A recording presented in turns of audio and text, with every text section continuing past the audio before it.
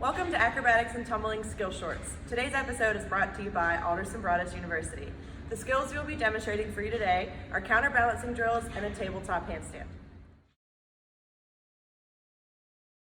The key to making this skill work is to use your core and trust and communicate with your teammates.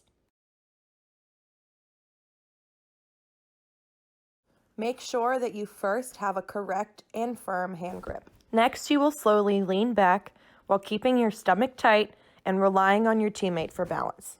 If your stomach is not squeezed and you do not work together, this skill will not happen. You will then need to rely on your core and your partner to help you stand back up to your original position. Once you have mastered this drill, you can move on to the next.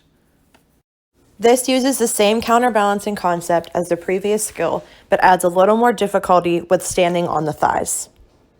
It's best to use a crossover handshake hand grip and to put your foot in the middle of the bottom base's thighs. Make sure that the top is standing completely straight up before either of you start to lean. This will be nearly impossible to hold if you do not work together. These skills are very important to master as they serve as building blocks for acros and pyramids. This next skill is a little different and requires a handstand position.